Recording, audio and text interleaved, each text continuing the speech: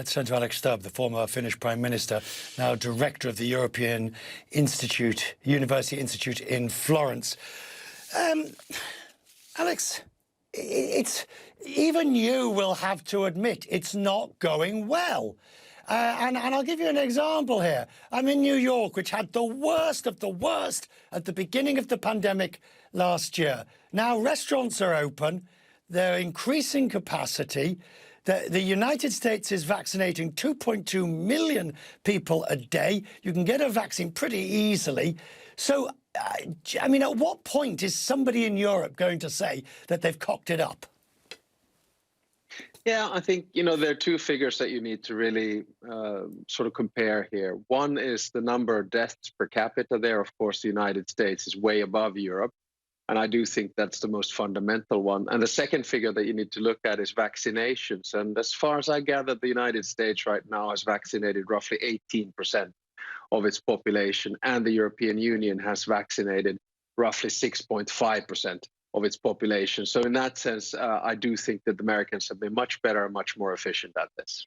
Right. So if we take that example, but even today, we have the Danes not wanting to use AstraZeneca, along with the Icelandics and the Norwegians, because of a perceived blood clot and a threat.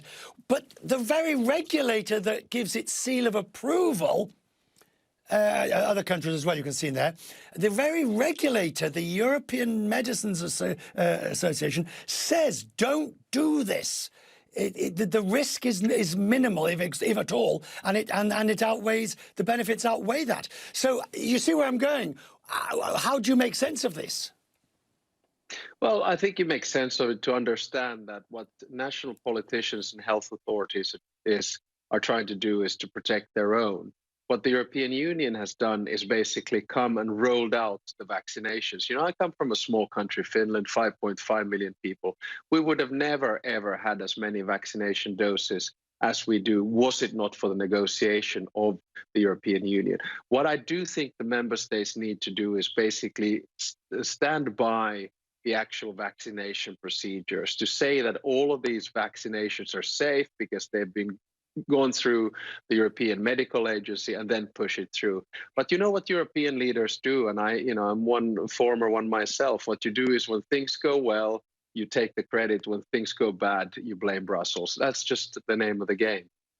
And in that case, though, Brussels, Ursula von der Leyen, will there be a moment of introspection at the centre? Will they be saying, is this an example that this half in, half out towards a federated Europe doesn't work in a true emergency crisis? You need to be able to lead from the centre and impose from the centre. Well, I'd like to see one country which has led from the center, imposed from the center, and done this crisis well. But I do think you're right. I mean, it's a bit like being, the glass is half full or half empty.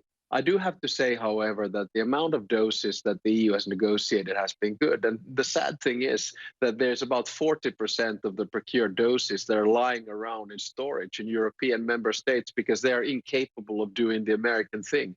In other words, rolling them out. And I do think that, the Commission is getting a little bit too much criticism for the stuff that the member states are doing wrong. Finally, Hungary. Well, one can always rely on Hungary to do something that's different. I mean, and it always sounds like we're bashing them a bit, but apparently, I mean, according to my newspaper this morning, Hungary is paying something like twice the amount for the Chinese vaccine, which hasn't even been approved in the EU. I'm not sure where that leaves us in terms of a European Union working efficiently. Well, I do not have the capacity to analyze the health aspects of that, but the political aspects are that a lot of European leaders are trying to jostle and look good in front of their own population.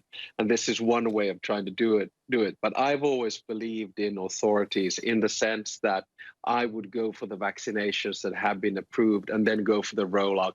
The basic delay in Europe is going to be a few weeks, maximum of 1 or 2 months, and I think everyone will be then vaccinated by the end of the summer. And I think it's important to coordinate this, but believe me, things are going to go wrong all around the world in this particular case. It's so complicated. Alex in Florence, enjoying Italy. Well, of course, you'll be enjoying it only up to a point, and then the next lockdown will come along over Easter. Maybe you'll be back.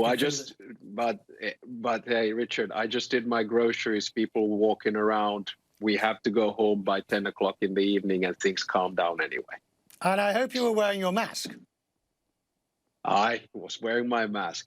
It was nice and blue. Thank you. Good. Alex Stubb joining us.